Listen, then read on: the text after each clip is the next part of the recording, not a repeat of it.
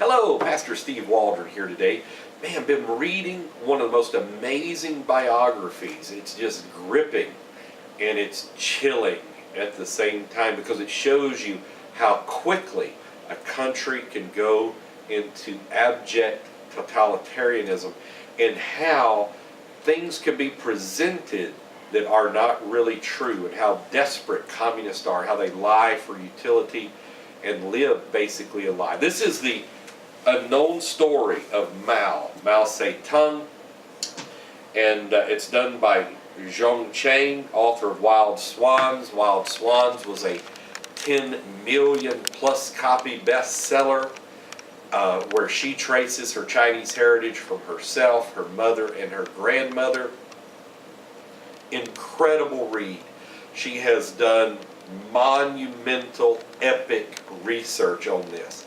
Now, it's rare that someone who kind of sometimes is held up as an icon like Mao in parts of the establishment, that the establishment press would really praise this book, because this book shows to the bone what an evil, satanic, wicked individual Mao was. That he would kill tens and hundreds of thousands of people with no compunction at all. It's estimated in his few decade reign he killed 70 million people, and he encouraged it. He thought it would lead to obedience, and how he went into Korea and had many of the nationalist soldiers under his purview, that he just wanted them killed, and had so many killed there. Let's see what the New York Times book review says. A magisterial work, this magnificent biography methodically demolishes every pillar of Mao's claim to sympathy or legitimacy. A triumph. The Christian Science Monitor says, chilling, impressive, an extremely compelling portrait of Mao that will still shock many. It has shocked me. The day-by-day evil and wickedness of he and Stalin, and the training of Pol Pot, and the things he did in North Korea and to his own people. The Seattle Post-Intelligencer says, an important book in ways not envisaged, a book of unanswerable authority. I would agree with that, because she went back and she talked to many people, Soviet, former Soviets, Chinese, on and so forth. The Atlantic Monthly says the most complete and assiduously researched biography in its subject yet published. No earlier work comes close to matching the density of detail here. The authors have performed brilliant historical detective work. Time says an atom bomb of a book. The Chicago Tribune, provocative. It moves at a brisk pace and is filled with evocative descriptions of dramatic events. Amazing. It's hard to imagine a more thoroughly researched biography, powerful and absorbing. The New York Sun. Vogue says it's groundbreaking, meticulous and comprehensive, an excoriating portrait. USA Today, mind-boggling, copiously researched, brimming with interviews and facts. This astonishing book is a must-read. Now, if you don't think that could happen in America, think again. Because the French didn't think it could happen in the French Revolution. The Russians didn't think it could happen in the Russian Revolution. Germany didn't think it could happen with the rise of National Socialism. Cambodia never expected the killing fields of millions by Pol Pot.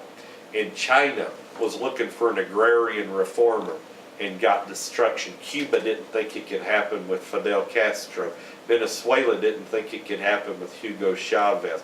So the death, it shows you the depravity of communism and socialism, and how it is a total play of power, and it is the rule of a totalitarian dictator, the total disregard of human life, lying to the masses, saying that everything is okay and we're for you, when in reality they're for themselves and their own pocketbooks and their own exorbiance. While his people are starving to death, he's got 50 villas in the most extravagant places in all of China.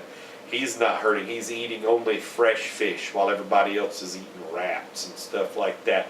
I'm telling you, he's got a harem while he's forbidding his people to make love. Everybody's got the married couples. Everybody's got to come together for the revolution and work, and no time for any of that conjugal marriage relationships. But it's the total hypocrisy, and that's what you find.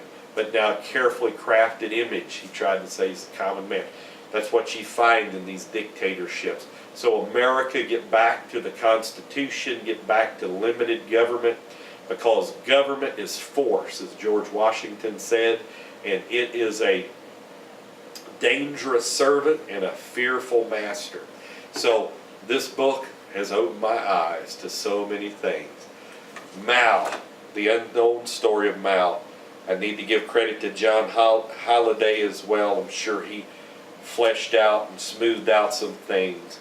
But just a fantastic book. When you read the mind of a monster, an evil, wicked, atheistic monster. Always remember all these idiots out there. Idiots. Idiotes in Greek. It's in the Bible. 1 Corinthians 14. Idiots that try to say Christianity has killed more people than every other religion. Stop it. Stop. You're ignorant. Pray through. You don't know what you're talking about. There may be certain different groups that call themselves Christian. Well, they were killing real Christians while they were killing everybody else. Atheism killed 120 million people when it gets in power because it has no limits on its power. So Mao was an atheist, Stalin was an atheist, Lenin was an atheist, Pol Pot, atheist. These were not Christians. They were not Bible believers. So you need to understand that. God bless you. I love you. See you later.